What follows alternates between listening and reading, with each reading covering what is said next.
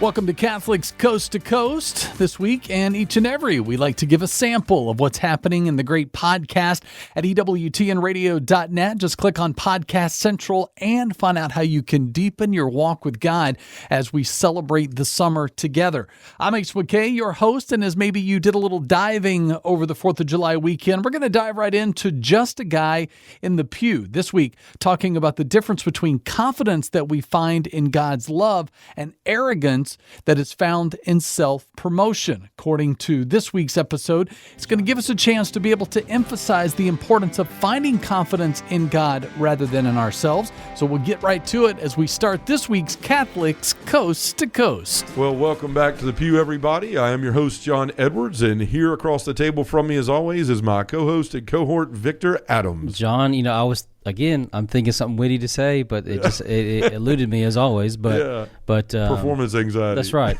But what you told me about today, what we're talking about, I think is a very poignant discussion, because I think a lot of us have either had something like that in us, or are dealing with someone like that at work or in a personal relationship where and I know you get the title already that they may already know, but it's like you said, self-confident or arrogant. Yeah, or right? Arrogant. That's what we're going to be talking about today. I'm going to get into that in just a minute about why that came up and give some credit where credit's due. I was at a local talk here and a priest was sharing that, so I'll get into that here in just a minute. But first I wanted to say, if you're watching the show on YouTube, you can see Victor and I have on some of our shirts. My microphone's in the way, but it's a Pew Ministry polo I have over here. Victor's got on the Just a Guy in the Pew Fishing shirt. We have a lot of merchandise on our website that I'm not even sure that people are aware of. We sell a good bit of it when we're out and doing missions and stuff, and people do order some stuff online. I got a t-shirt order today and a fishing shirt the other day from somebody, and so we've got rosaries, we've got koozies, we've got handmade coffee mugs with Just a Guy in the Pew logo on it. We've got these shirts, and we've got 2 different t-shirts, one of which is on sale for $10 right now. It's our original shirt. It's white. It's got the Just a Guy in the Pew logo on the front and the back, and it's got our quote from Pope Benedict XVI, "The world offers you comfort, but you were not made for comfort. You were made for greatness," on the back of it. So that's on sale for $10. That was once a $25 shirt. Try to clear them out for some new designs we have. But if you guys really love the show, or ladies, and you want to support the show, you want to rep the show, then you can grab any of the merchandise. We've got bumper magnets, all that stuff too on there. You can go to justaguyinthepew.com, and there's a button up there in the top that says store. You can order it. It comes straight to me. We'll ship it right out to you as soon as we get it. But all of that goes to support, again, the work of the ministry, which is going around the country and starting men's groups in parishes where they do not have one. As I mentioned on the last episode, we are now booking for 2024 and 2025. This is the heart of our ministry, is going and helping men become the men that God calls them to be, and building a place where that can happen. On our last episode, we talked about fatherlessness. We talked about how society is casting men to the side, and we can't allow that to happen. Men are vital to this world. God has made us to be the leaders, the spiritual leaders of our families and of the church and of the world. So we have to accept that role, and the only way we can do that is if we have places where we can go and be lifted up with other brothers, right? Not to be celebrated in some manner, but to find a place where we can be real and we can be authentic, and we can come together to grow in our relationship with the Lord and with each other, where we can understand what it truly means to be a man and to have people to walk that walk with. So many of our parishes don't have these places. So many of you that have listened have invited us in, and we've been able to start groups there. We started over 24 groups last year, and we're working on more this year. I mean, by the end of this year, we'll have close to 40 we've started. It's going to be an amazing time this year and into next. So if you want a group where you can be yourself, where you can leave the mask at the door, where you can come into a greater relationship with Jesus and with other men, have real authentic friendships in your life, then bring us in for a mission and help us get into your parish to start a men's group there for you. We'll give you all the tools you need, the training, the structure. We'll work with you from the time you call until well after the mission is over if you need our help. So you can do all that by going to justaguyinthepew.com. There is a book me button on all of it. Not just book me, but start your men's ministry, all that all over our new website. check it out. If you hadn't spent time there, it's brand new, and it's all about the work we're doing for men's groups. It's got testimonies of places we've been from pastors and deacons and all of that. So you can go and check out that work at justaguyonthepew.com and click one of the buttons, fill out the form, and we will get back with you about scheduling time to come to your parish and help you grow ministry to your men. Last thing I want to talk about is DonorBox. That is the platform we use for our monthly subscribers. We were once using Patreon. And the thing is, Patreon takes quite a bit of a chunk of that money, and it's not really catered for donations. It's more of giving and then getting something in return, which you don't do with donations. So we moved over to DonorBox. It's donorbox.org/pew. You can go to our website, click the donate button. But folks, $5, $10, $15, $20 a month helps. It helps us in our mission. It allows us to grow, to hire more people, to get the things we need to have to be able to build the ministry and to grow it out, to continue to follow God's plan for this ministry and for this work. There's countless testimonies I could share with you from people that have listened to this podcast or that have had us in for a mission or to a men's conference that have benefited from this, have changed their lives because of this. Victor, I'm sure you and I both thought when we started this, none of this would have been possible. And look where it is today, and it's because God is the one in the driver's seat. He's the one that's given us the directions, and we're just trying to follow as best we can. To continue to do that, we need that help with monthly donations. So if you've been helped at all by the show, by one of our events, by anything we've written or done, then please consider becoming a monthly supporter. No amount is too small. I know some people think, well, I can't give $100 a month, so not really going to be any help. A lot of people giving $5 a month adds up to a lot, and it allows us to do the things that God's calling us to do. So thank you for considering. If you have been donating, thank you for donating. If you're considering it, thank you for considering it. And if you want to move forward with it, you can go to our website at justaguyonthepew.com and hit the donate and also button. Subscribe and share that with other people. Yeah. You know, if that's another way to share, what we do. So that's where we would welcome that. Yeah, we're always trying to grow followers and all that, not so we can brag about how many people we have, but just so the message of what God's trying to get us to share and what we're doing for men gets out there to more people. So you can like our YouTube channel, you can subscribe to it, you can go to all of our different YouTube, or not YouTube, but podcast platforms and like and subscribe to those too and share them with your friends. It's a great way to evangelize, especially for those of us that don't feel comfortable doing that yet. You could share it with somebody and allow them to be evangelized through your yes and through your invitation. So thank you for all of that. Again, you can find everything we're doing, the merchandise, the men's ministry aspects and coming to your parish and the donations by going to justaguyonthepew.com. So thank you again for listening to that. I know we can spend a few minutes at the beginning of shows, spending time doing that, but it's really the best time we have to get what we're doing out there and to invite people to be a part of what we're doing. So thank you for being kind and listening to that. All right, Victor, let's jump into the show. So you were talking about at the beginning. Today we're going to be talking about self-confidence or arrogance. Right. Like, which am I? Am I self-confident or am I arrogant? Because I think at some point in our life we've all been in that place where I was an arrogant little son of a gun back in the day in high school. I ain't gonna lie. I even told, I'm so embarrassed by saying this, but I actually convinced some of my friends that somehow I was related to Bryan Adams, the Canadian singer. Yeah, like in ninth grade, because I was trying to impress a girl. Was it the summer of '69? No, it backfired big time. But like I said, it's one of those things where you pretend to be somebody you're not. It's going to be found out. You know? Right. Well, and I just think we're all in a point where like sometimes you're really proud of achievements and things like that, and there's a difference of like you taking an appraisal of something that you've worked hard at and saying, I'm really proud of myself for doing that, versus going around and telling everybody how great you are and just being arrogant, right? And I was at a local men's group that we started here in Memphis. I went over there. They had one of their fellowship nights, and it's a local priest, Father Ben Bradshaw. He's done a lot of stuff with the Theology of the Body Institute. He's a pastor at St. Michael's. He's a great friend. He's a French chef too. So, he's a trained culinary chef. He knows how to do that. A lot of gifts, and he's packing the house over there at his parish. But I went over there just I was in town and thought, well, the kids are busy doing something. Angela's studying, and I'll break away for an hour and go have a cigar and a beer. I'd rather go do that with somebody than sit on the patio and do it myself. So I go over there, and some of the guys that are leading the group, I saw them, was talking to them, and said hi. And then Father was giving like a 20-minute talk on leadership. There's about 30 or 40 men there. It was awesome to see it. Everybody's got a cigar and a drink and just enjoying the weather outside. And he started to talk about leadership, and he said, that you could be an arrogant leader or a self-confident leader. And he said, and one's going to be successful and one's not going to be successful. And he started talking about where self-confidence and arrogance comes from and all that. And I thought, man, that's a really interesting topic. So as we talk about this, I wanted to give credit where credit's due. I wouldn't have thought about even doing this if I hadn't gone and God hadn't led me to go listen to him that night. But I'm taking some of the stuff he said, and I'll mention that, and then just kind of have been building on it, for the show, for my own thoughts and our own experiences and stuff. But, when I was really thinking about this, it's something he said too. He said self-confidence comes from humility. And arrogance comes from self-consciousness or inadequacy, right? That's where the two are born from. And I found that so interesting because it's true. When we're self-confident, it's because we're humble.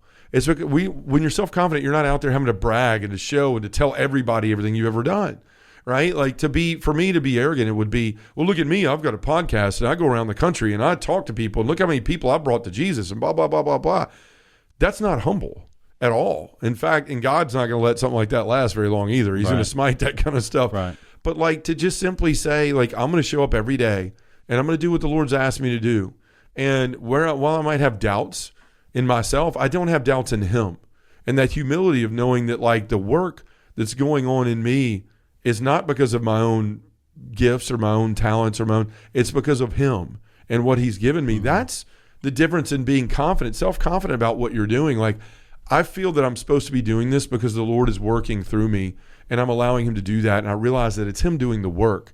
Arrogance would be the opposite of that, right? And we can look in the Bible and see so much of these things and different people who were humble and different people that are arrogant. We'll talk about all of that. But yeah, Victor, I just thought it was something that a lot of men have dealt with, and it's something that we need to dive into to really talk about. Well, I mean, what you were talking at, this came to me is that, self-confidence is more is a preservation of knowing that I am not in control of everything. Yeah. I can do the basic stuff, take care of myself and all that stuff, go to work and everything else.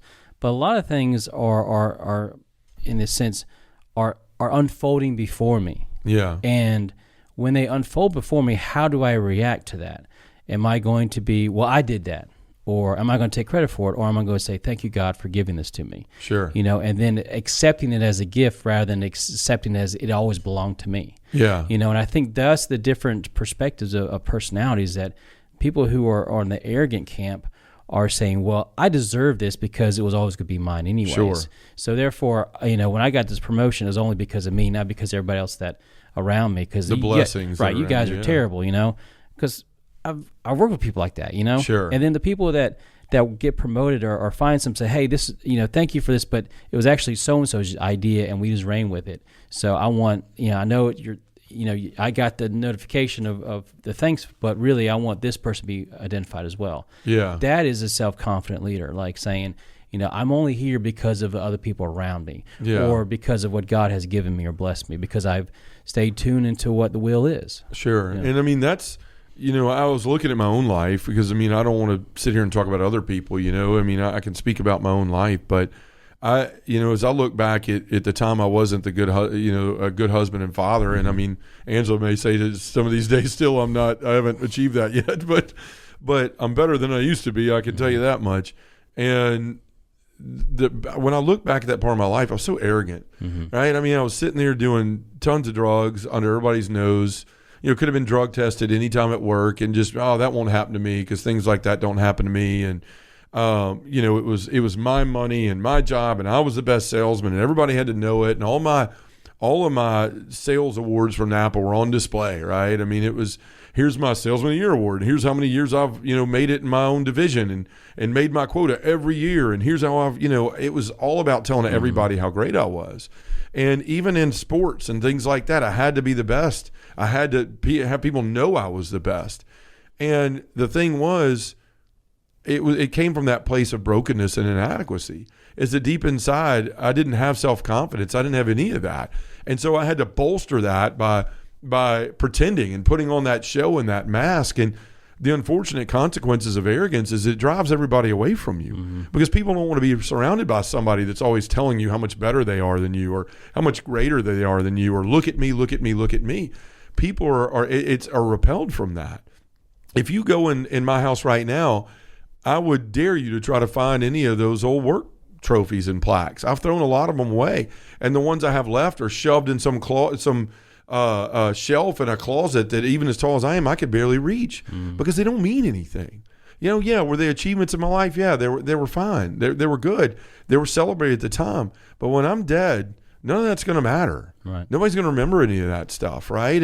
And so, I've run into people like that in my life. Like, I had a friend when I was younger. He was a really short guy, small guy, and obviously he was very self-conscious about it. So he spent hours and hours in the gym to blow up to be as big as he possibly could because he just, he had to show people that I'm tough, don't mess with me, all this stuff. And he was very arrogant. He was always talking about how much he could bench and how much he could do this with and how many push-ups he could do and blah, blah, blah, blah, blah. And you could just see it pouring out of him, like his lack of self-confidence. Mm-hmm.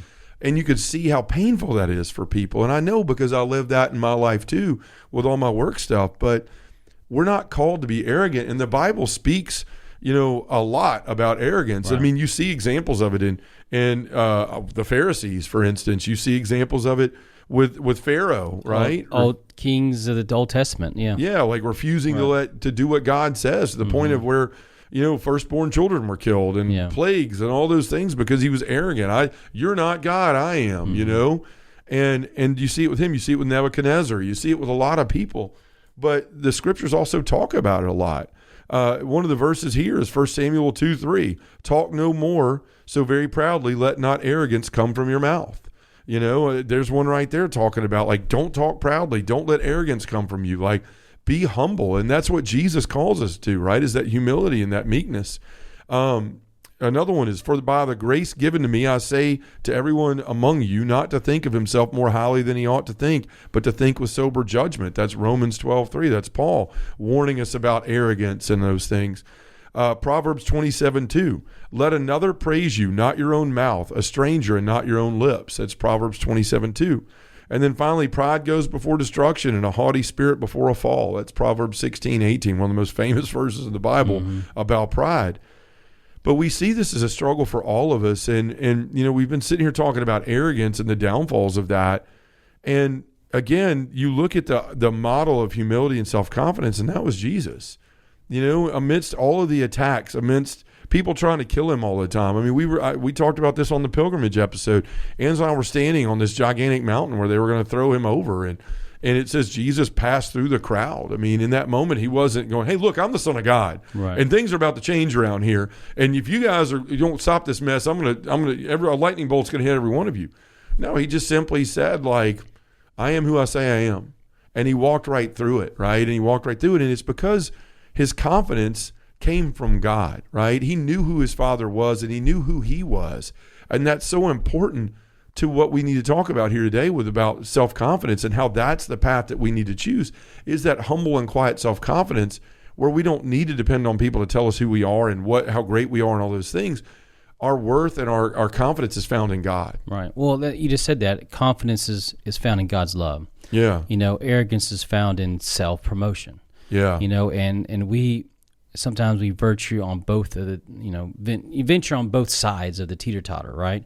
In many times of our lives, but is that the same as a seesaw? I think so. Yeah, that's this. I guess where I grew up. That's right. Teeter-totter, but or maybe I'm just an old soul. I have no idea. But in general terms, it's like saying, okay, your life is in a balance every day. What are you going to do today? Are you going to be someone that lives for themselves or lives for others, or in that combination of like doing what God's will is for this day to improve myself in the eyes of God. And you mentioned this earlier about the one of the big parables of the tax collector, tax collector and the Pharisees, right? And a lot of people know about that, about how each perspective from a different person realized the tax collector said, I'm not worthy. I've done horrible things. Yeah, have mercy on me. Have mercy on me. Have mercy on me, God. I don't deserve any of your love, but please, still love me. Right. And that's the thing. I mean, that's in Luke 18 and starts in verse 9, and that's when Jesus is telling the Pharisees, like he's talking about the parable of the Pharisee and the tax collector to the Pharisees. And it says, he then addressed this parable to those who were convinced of their own righteousness and despised everyone else. 2 people went up to the temple area to pray. One was a Pharisee and the other was a tax collector. The Pharisee took up his position and spoke this prayer to himself. "O God, I thank you that I am not like the rest of humanity, greedy, dishonest, adulterous, or even like this tax collector. I fast twice a week and I pay my taxes or tithes on my whole income." But the tax collector stood off at a distance and would not even raise his eyes to heaven, but beat his breast and prayed, "O God, be merciful to me, a sinner." I tell you, the latter went home justified, not the former. For everyone who exalts himself will be humbled, and the one who humbles himself will be exalted. And you see it, like this Pharisee sitting there, and he's just probably filled with his own inadequacies. And to make himself feel better, what is he doing? He's tearing down everybody else and talking about how great he is. And so many of us do that, and we're not addressing the real wounds we have in our life. It's never going to heal us. It's never healthy to be pointing out the problems of somebody else and to be boasting about yourself. That's never going to fix anything. And Jesus is telling you right here, the latter went home justified, not the former. For the one who exalts himself will be humbled. There's going to come a fall, as it said in Proverbs and all that. And what we read a minute ago with the arrogant. But the humble, that tax collector knew he was a sinner. He knew he was broken. He knew he wasn't perfect. He knew he was far from God. But he had the self-confidence to simply say, that's who I am, right? Not bragging about it, not saying this is who I need to be, but he understood this is who I am and I need God. And it's through that humility that you become confident. I mean, Victor, people ask me all the time now, John, like, how do you continue to get on stage and tell that same story? How do you continue to get up there and share all these embarrassing things like your addiction to porn and how you talk to your wife and your kids and the person you were? And it's because I'm not that person anymore. Right? I was humbled when I went to that jail cell, and I realized that I had done a terrible job of living my life, and that I couldn't control anything in my life, that he had to be the one in control, and that I had to trust him. And when I started to try to do that and still struggle with that today, it was in that moment that I started realizing, you know what? I am who I am because of who he is, right? And he accepts me in my brokenness. Does he want me to be better? Heck yes, he does. Does he want me, when I do get better at things, to go on a mountaintop and shout it out to everybody? No. He wants me to just accept who I am and realize that he is who he says he is and I am who he says I am. That's where our confidence comes from. That's where Jesus found his strength. That's why he always went off to pray, because he wasn't concerned about what anybody else wanted of him, what anybody else, he wasn't doing parlor tricks when people said, do a miracle if you're really the Son of God. He wasn't into doing any of that stuff unless God told him to, unless the Father told him to do those things. And so everything that Jesus did was only because the Father had told him and asked him to do it. And he humbly submitted to that. And because of that, he knew who he was, right? This is who my Father wants me to be. This is what he wants me to do. This is what I'm going to do. And none of the rest of it matters. And that's where you get that self-confidence from that is infectious to other people and draws people closer to want to change their life and be like Jesus, is that imitation of that humility, which brings you to that self-confidence that says, you know what? The world's going to die, right? The world one day is not going to be here anymore, and there's only going to be heaven and hell. And I'm going to do whatever it takes to get to heaven. And when I'm confident in that's what God's plan is for me in my life, then I can go out and live the way that he's called me to live. And it's so freeing. Right. And that's why people are attracted to it, because they see somebody that isn't worried. I'm not talking about myself. I'm just talking about people in general that are living this way, are living differently than everyone else. And their confidence is in God, not in themselves. That's really the trick behind self-confidence. Right. Well, another thing too, even Jesus was with the disciples for 3 years, right? Yeah. But they were still kind of like infighting, like, who's the greatest? I'm the great, Sure. And Peter's like, well, I'm the leader, and so even Peter was audacious to say, be quiet, Jesus, you know what you're talking about. Yeah. But the thing is that talking about when he had to die. Right. Yeah. But the thing, when Pentecost happened, the whole dynamic shifted from when they were scared, unknowing what's going to happen. Even though he appeared to them, they were still kind of like in a room. Yeah. Still kind of like, do we talk about this? What we do? Well, what's going on? The Romans are going to come get us. And Right. But when Pentecost came, that self-confidence in God's love and in Jesus' message grew. Yeah. Exponentially, to where they all went out and spread the gospel. Yeah. I mean, and before then, they were just kind of like just unsure of themselves. Well, they trusted in Jesus, Sure. and they saw it. Like, of course, their trust was faltering when they saw him die on the cross, as yours and mine would be. It'd be very hard to sit there unless you were Mary and say, you know, I'm still 100% on board with this, right? I don't understand it. Right. And they were afraid. But you're right. Like, they trusted in Jesus. And what did Jesus do? He showed them that he is who he says he is. That's the same thing that God the Father does. He is who he says he is. And so they had confidence in that. And that gave them the self-confidence to go out because they knew who was standing behind them, right? They knew who had their back. And that's the thing is this life is not about us. Right. It's not about what we achieve and what we want and our plans and all that mess. It's about God's plan for our life and what he's asking for us and of us. And when we submit to that, then there is the power of the Holy Spirit that resides in us, gives us this supernatural confidence, which is more powerful than arrogance would ever be. Right. And so that's the type of people that we're called to be. And, you know, Scripture talks about that a lot too. I mean, here's some verses on confidence. Proverbs 3:26. For the Lord will be your confidence and will keep your foot from being caught. Not you, not what you do on your own, but the fact that the Lord is your confidence and he keeps you from being caught is what it says. 2 Corinthians 3:5. Now that we are sufficient, and not that we are sufficient in ourselves to claim anything is coming from us, but our sufficiency is from God. That's Paul writing, right, to the Corinthians. That, look, none of this is about you. It's about him. And through that, you can be confident to live the life that you're called to live because of who's standing behind you again. Philippians 4:13, I can do all things through Christ who strengthens me. Not I can do all things through John who strengthens me, or Victor who strengthens me, or through my own moxie and pulling up my own bootstraps.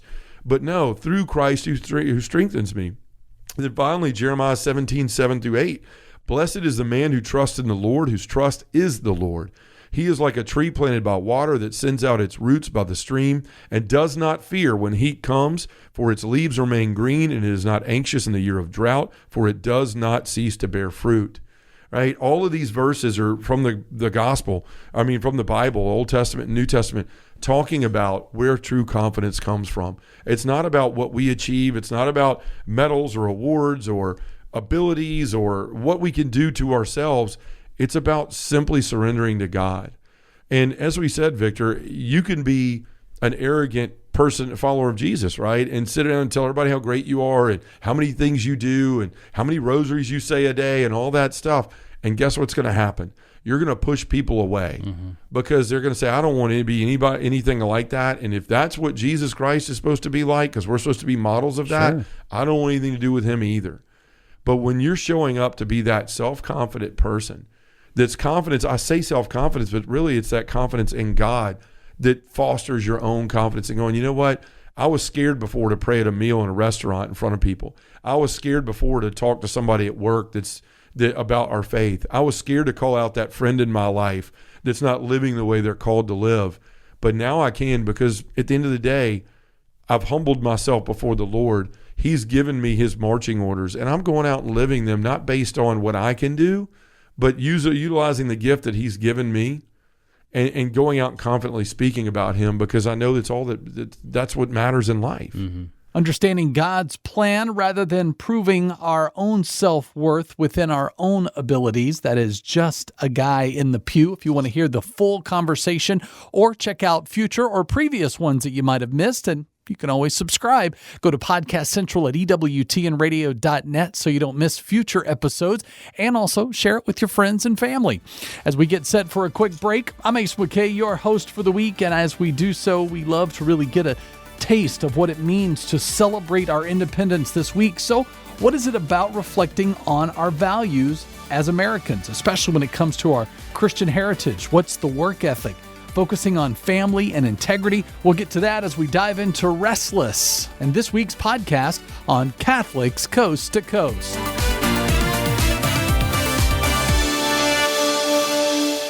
If it's central to the faith, you can find it on EWTN Podcast Central, featuring the best of EWTN Radio, as well as faith-filled podcasts from our friends and affiliates across the nation, all in one place, all free. The destination for great Catholic audio programming is EWTN Podcast Central. It's like podcast heaven.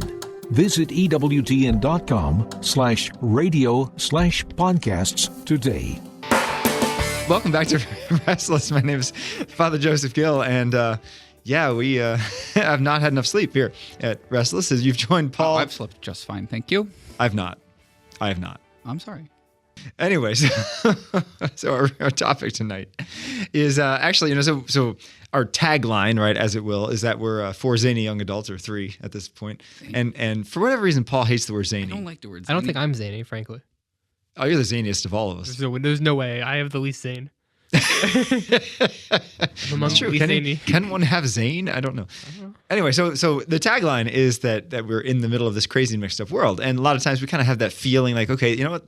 Maybe we're the only sane ones in this rather crazy world. But actually, now we have statistics that kind of shine light on some of the craziness and some of the different values that people in today's modern culture are kind of wrestling with. And Paul brought this to my attention about a poll that happened not too long ago from Washington Post, right? Wall Street Journal. Wall Street Journal, sorry. My bad. And it was a poll about what Americans value nowadays. So why don't you tell us some of this crazy statistics? Yeah, many of our listeners probably won't be particularly surprised at any of these statistics, but I think it's good that we've quantified it to some extent with this poll. And this poll made national headlines kind of end of March 2023. But some of them are pretty shocking. So the last time they compare everything versus 1998. So for example, that was when Joe was born. The year of my birth. So wait, so it's I don't his think it's fault. my fault, but it is entirely my fault. As soon as you entered the world went lost faith in crazy. the country and religion as soon as I was born. Yeah, well, we'll let the string theorists talk about that one on their podcast, I guess. Nope. No idea what the string theory is. Okay, we'll keep moving. So in 1998, Turn out a bit more, Father. For example, continue on. Right, it's a great one. So for example, in 1998, 70% of Americans deemed patriotism to be very important. Now that number stands at 38%. 62% said religion was very important. Today, that's 39%. Other ones that have gone way down. In 1998, about 50% of respondents said that community involvement was important. That number actually went up through 2019 to about 60%, and now has gone down to about 20%. Nice. 20%. 20%. It's Wow. actually, I'll show the graph. Again, this is radio, but I'll show the graph of community involvement. And that's probably just a Wow. COVID phenomenon. So right? everyone else, just close your eyes unless you're driving and imagine what the graph looks like. That's right. Yeah. Well, if you're driving and you have adaptive cruise control, go ahead. But having children went from about 60% down to about I'm reading the graph, so about 30%. The only one that went up, so patriotism, religion, having children, and community involvement all went down. Some of them way down. The only one that went up was money. Money. Yeah. So that went from about 30%, 35% up to over 40%. Wow. That's still pretty low. It is actually. low. There's It's just actually no pretty values, even pagan values. Just no, right? Like, I think, yeah. And I think that's a whole other topic, right? So what is important to people then? I mean, honestly, like all these were under 50%. probably comfort, right? Comfort. Maybe. I don't know. Stability. Stability. I think that's a big one, right? If you keep, like in modern And society. they're related, right? Yeah. Yeah. If you keep people comfortable and content and. It's like entertainment. Yeah. And distracted, then they're not going to riot. They're not going to, you give everyone the bare minimum. Well, that was or at least a bare minimum. That ancient Roman maxim, right? Circus and bread. That's right. When you have a circus and bread, they're entertained, they're filled, and so they're not going to bite the hand that feeds them. Mm-hmm. Right. So that's the story. Wow. Yeah. So I guess we should talk about, first of all. Can we talk about them in turn, maybe? Yeah, but first of all, I mean, yeah.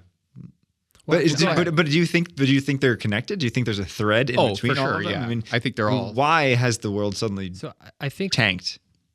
I don't know if I can explain all of them, but I think that the decline in patriotism and religious observance, or however you want to characterize it, the decline in placing value on religiosity and patriotism, I think is probably partially or maybe significantly explained by just like widespread institutional failures in both those realms, right? Like since the year of my birth, 1998, right, and now we've had like Various wars didn't pan out very well. Various lies told by very prominent politicians exposed. Just widespread political corruption kind of made obvious and manifest. Huge scandals obviously hitting our own church, but also many other churches, and maybe even now more so. So like I think that the decline in trust in institutions broadly, particularly the institution of the government and the institution of the church, which are not like they didn't come out of thin air.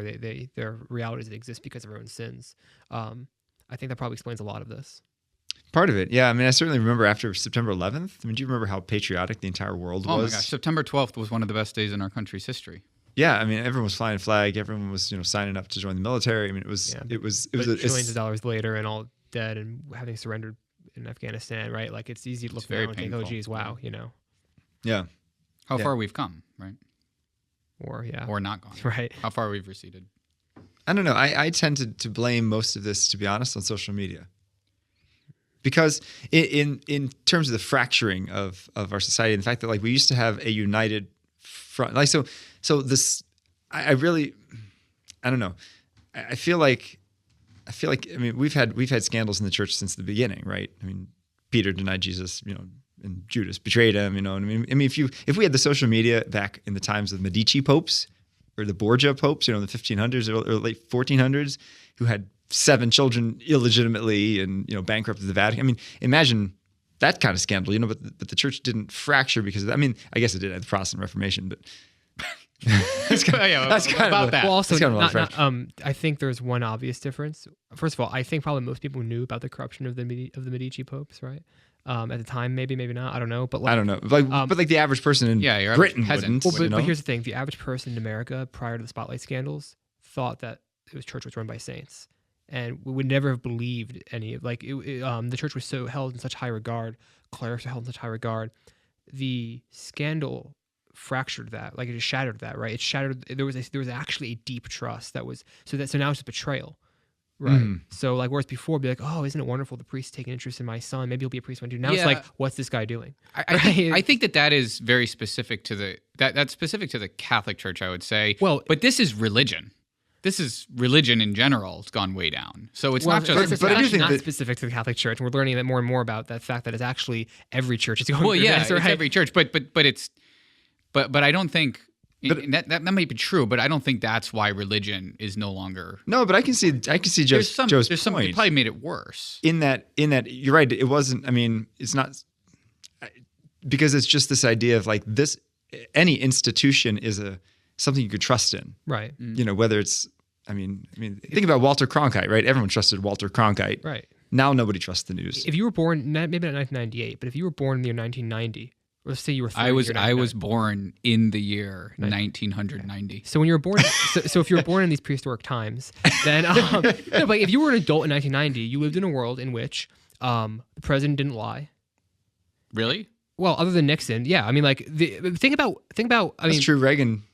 Probably told lies. I don't know. Paul, think people have always. Okay, but my point is this: think about how small the Clinton scandals would be if they happened today. Like, think about. It wouldn't. So that's my point, right? So you just lived in a world in which you could maybe you didn't trust politicians, but you didn't think that everything the president said was a lie. You didn't think. Right. You didn't see a guy in a collar with a kid and think what's going on. Like there's this huge sea change that's happened. I don't think we can you and I swim in it because I mean you probably have some memory of it prior to that, maybe of the world before the Spotlight style. Yeah, I guess I'm that old. Yeah, I mean me too. I was born.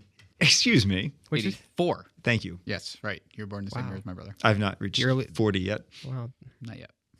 It's coming. Coming soon. Yeah, we got a year at the speed of time. That's well, I think that so. That's fine. I do think that there's a more fundamental issue, right? And I think that after World War II, the whole world went through this reorganization, right? Especially after World War I. World War I, it got kicked off, and it was really it was cemented after World War II, like the New World Order, right? Which changed the relationship between people, between political parties, between nations. Everything changed. And then on top of that, you had sexual revolution. You had the emergence of like technology. The media changed things a lot. I mean, because television, the sexual revolution would never have spread if it wasn't for the new medium of music and TV. Correct. More so, yeah. It wouldn't have. Yeah, and I mean, how do you spread that via newspaper, right? I mean, magazines. But anyway, so anyway, those kind of newspapers you shouldn't be looking at, right? Right. It's much more clear that way. yeah, and then it's compounded in the 80s when you have the boom of the computer, the personal computer, and then the internet in the 90s. I had dial-up. So you guys don't remember? Yeah, I remember. I remember when they were advertising for Windows 95. That was revolutionary. Windows 95 was awesome because I started on Windows 3.2. Yeah, DOS. I had DOS. Good I had times. DOS in kindergarten. We learned DOS. Yeah. You type in WP for Word Perfect. I actually have had to use WordPerfect. It's terrible. Oh, I know. Yeah. Especially in 94. Well, probably 95. But I mean, and that's one hard thing about looking at history, though, is because you can even take it further back, right? You can take it back to the Enlightenment, because the Enlightenment, or the Renaissance, Renaissance was the first time really that God was not the center of knowledge, right? In the scholastic period, 1100s, 1200s, everyone saw just this unified theory of like everything, the natural sciences and psychology and everything was leading to God. God was the pinnacle of everything. Once you started taking God out of the center, man became the center. Right. Well, I think the reason why that happened to some extent is the printing press. Yeah. Right. Because because essentially the only paper that was produced was mostly Bibles. Right. And religious stuff. Because why else would you? Because why else would you do it? But then you had this. Some of it. See, I have a little different spin on. I have more of a Bishop Robert Barron spin on the Enlightenment, where I think that was. I mean, all of this has happened in human history, but like that particular seems as though it is a point in human history where we had a massive advance in our knowledge of science. Yes, definitely. And that is where we started to have very dedicated science as a profession. As research, scientific research as a profession. I don't want to go back to the Middle Ages. I'm not saying no. That's I'm just like but the optimal. So some of that is true, but I would say that the rate of change in the past 60 years is so much. It's so fast that like humans cannot adjust. We cannot adapt, evolve, whatever you want to say, to the rate of change that we've experienced over the past 60 years. Well, we were just talking now about artificial intelligence and how that's gonna completely revolutionize potentially. The world. And that may be another episode at some point, but maybe Slash is planning on being. Right. Yeah, we're going to record 30 minutes from now. Potentially. Maybe. But in any case, so I would say that. But yeah, I mean, I also think, so we've also had a fracturing of our, so I think that when you lose, each of these come in turn, right? So we've had since the 50s, 60s, really since like socialism and communism embedded in like the American psyche really was started, which is still is to some extent. Really? You think the 50s and 60s? It started in the... Well, I would think maybe the New Deal with FDR, all of it right? started like putting your trust in government, not in God, started with New Deal, but was really, really started in 50s and 60s. You think of LBJ's Great Society. Yeah, exactly. Is it LBJ? LBJ I know LBJ was the War on Poverty. And the War on Poverty. Yeah, well, he had a bunch of Woodrow Wilson, History's Greatest Monster, had a lot of this stuff too. The New Freedom under Woodrow Wilson. Yeah. Anyway, so 20th century.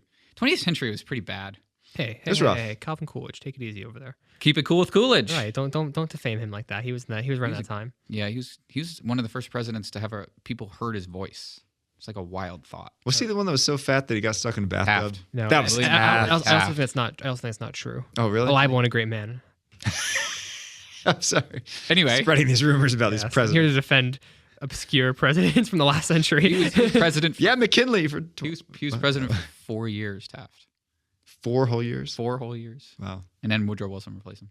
Okay, good to know. What was I talking about? This is a great podcast. Well, no, I was saying the 50s and the 60s, and now we've had this decline. So yeah, you'd assume that if you have a decline in religion, which is what we've had, and it's not just Catholicism, it's every major religion in the world. In the country. In the country. In the world, too. No, not necessarily. Africa? South America? Southeast Asia. Western world for sure. Okay, Western world. So fine. Europe and America. So I'm trying Japan. to draw a connection between the Enlightenment conversation that you're having and the statistics we're citing here. Would you like us to enlighten you? Actually, I was planning on enlightening you. No, I'm trying to. So here's my theory. Tell me what we think. I'm wondering if the Enlightenment puts this new emphasis on the individual, right? So it's like the individual is actually sovereign, which has political implications, right? It means like you should have rights. Breaking news. It also changed the way we approach religion, where it's like you have a personal relationship with God, which I think is good, right? That's not that was new necessarily, but I do think it changed all these things. But it seemed like in the immediate after Enlightenment period, we are now a society of individuals, but like a thick society with lots of associations, institutions, which kind of bound us together, even though we were individuals. And then it seems like over the next couple centuries, particularly the last 50 years in America, one by one, it's just like, nope, nope, nope to the various institutions. So it's like, you're part of a church, not anymore though, because of a scandal or because your kid's syphilitic, whatever it is. It seems like there are all these things which tied us together, and just one by one, they're all being knocked down somehow. That's which is true. just leading. Yeah. So we talk about like radical individualism. We're talking about just being like wildly, I guess, strange from each other, right? Just like more and more isolated by ourselves. But part of that too is it's a self-estrangement because of both technology and transportation. Like, for example, my entire friend group could be, 3 cities away. Or now because of the internet, I can have quote unquote online friends. And it kind of boggles my mind that I'll talk to some of these teenagers and they're like, yeah, my friend John said this the other day. I'm like, well, wait, how do you know John from? Oh, I've never met him. He's online.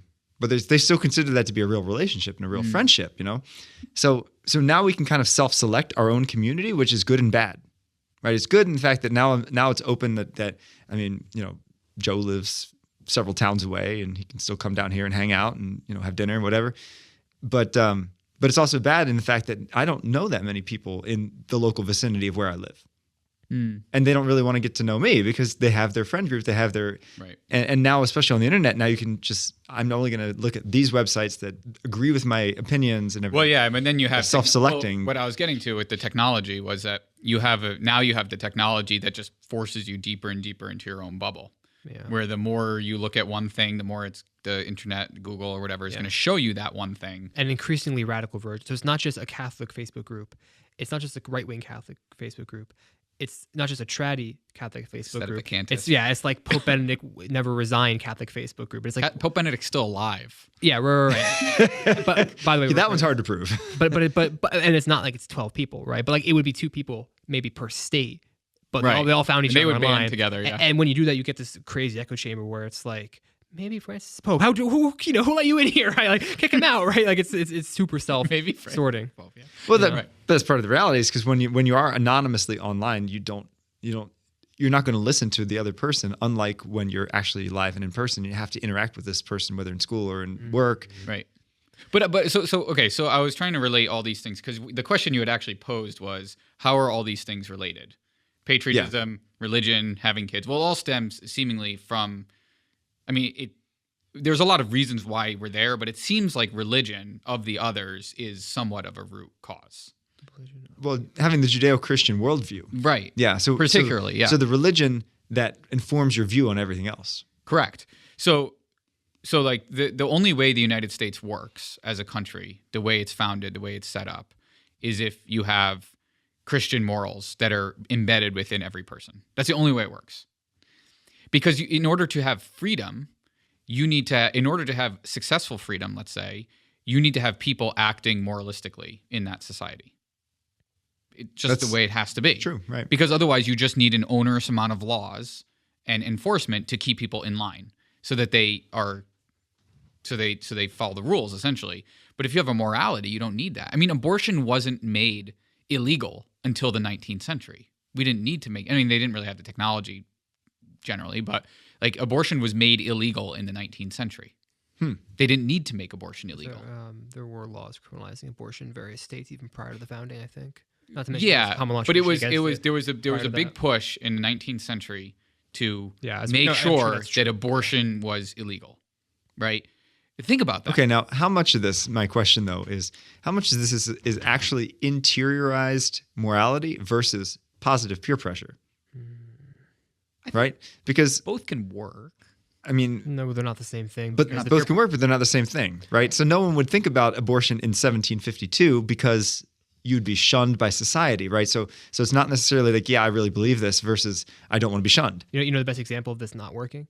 Like we are all old enough to remember when gay marriage was actually a debated issue in this country. Like I was in high school when Obergefell versus Hodges was decided, right? The case which overturned DOMA and made gay marriage, legal throughout the country. Right. And there was very obviously a large group of people in this country who didn't really care that much, but just like, well, everybody around me is kind of against gay marriage. So like I'm against gay marriage. And as soon as the law was overturned, like overnight, it seemed like 30% of the country swung their opinions on it. All of a sudden, most people were in favor of it. It did seem Whoa, very quick. That is very, but like, and Now they could hide behind it for political purposes. So it's been less than 10 years. My point is that that's an example of people not actually being convicted of an opinion, but just repeating it because they feel like they're supposed to. And as soon as that, like, oh, well, now it's legal, the debate's settled. I mean, I think that's a big part of this poll, right? Is that perhaps in 1998 you said you thought that patriotism was very important because that's what everyone else said, right? Oh, I see what you're saying. And nowadays, nowadays nobody thinks it's important, so they say, right? So they're like, well, one specific problem with the patriotism one, because issue polling sucks, and like right now, we both worked for polls as it turned out. I never actually worked for a poll. You didn't? I just like the backpack. He just went to Quinnipiac University, which Marist. I didn't go to Quinnipiac, but I worked. Sorry. So if I call right now Rivera's house and say, hi, do you believe in patriotism? Do you believe patriotism is very important? Yeah. Right now, Joe is making his hand into a phone. Now, with that person, the question they're hearing is, do you like Joe Biden as president? And then they're going to answer. They're probably going to answer the question based on that. So just as a matter of the science of polls, just grain of salt, because if you call the same house, okay, that's fine. But we're not talking about the degree of accuracy. I'm sorry. This actually matters though, because if you'd called random houses in the year 1998 and done this, they wouldn't have heard you saying, "Do you think that Bill Clinton's a good president?" Or "What do you think of the Monica Lewinsky scandal?" They would have heard you saying, "Do you think America's a good country?" Whereas now we hear it and we think, well, I like Biden, so if I say I don't like patriotism, they're going to think I don't like Biden, right? So there actually has been a shift. It's an actual serious erosion of principle of patriotism, because now we don't identify ourselves as part of a country as much as we do like as members of a team competing in a common space. So if this is the current, well, first of all, two questions really. First of all is, I think you kind of hinted at it, can we be fulfilled as human beings, and can we have a happy nation if we are lacking these values? And part two is it possible to bring them back, and how do we do it? I think it's possible to have a comfortable, distracted lifestyle in the United States right now, but not fulfilled in a deep sense. People may say that's fulfilling. Yeah. Right. And I think that they don't. I think we've gotten to the point. I think we've degraded to the point in Western society, not across the board, where we don't know what it even means to be fulfilled. People aren't even seeking it. That's fair. Which is really sad. That's sad. Yeah, Joe looks like he disagrees. No, I agree with that. I'm just trying to, like, humans are made to be social, so everything we do is supposed to be communal, right? I think one of the things that these statistics reflect is the alienation of us from ourselves, right, from each other, ultimately from ourselves. So, is that can you be fulfilled? Like, in a certain sense, yes, but in a big sense, no. Is it fixable? I mean, yes, because ultimately the human heart desires communion with others. But to Paul's point, I think you can numb that desire. You can numb it at great length. Sure, but I think that there'll be moments in your life where you actually desire intimacy with people, and that's not going to be achieved through Facebook. And so I think that a competent, outward-looking evangelical church could make use of those moments, right? Where it's like, oh, your life's falling apart and your Facebook friends aren't there for you. Well, like, we will be. He means an evangelical Catholic church. Yeah. Oh, sorry. Yeah. I thought that was implied by the fact that you're a priest and I'm a Catholic seminarian. And did you say a competent evangelical church? Yeah, I did. Okay. I suppose an incompetent one, because it can't just be like, we have good feelings. Yeah, like it has to be in the mind of the church and those who work for it.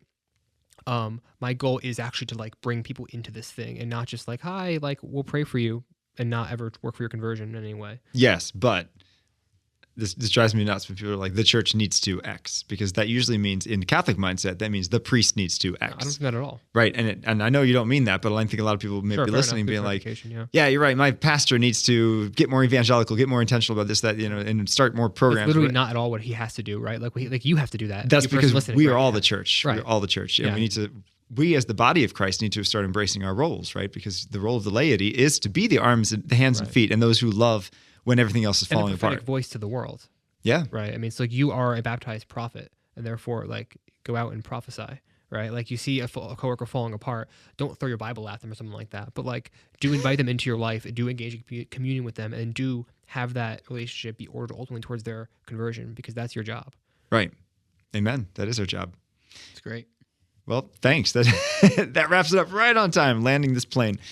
So thanks for joining us this episode of Restless. My challenge for you is to, first of all, not be despairing of statistics that perhaps may seem to show a decline in our American culture, but rather to be, as Joe mentioned, kind of that evangelical Catholic who is willing to love radically. Well, when it comes to family, integrity, our faith, those are the values that we continue to hold close to us as we've celebrated our independence this week.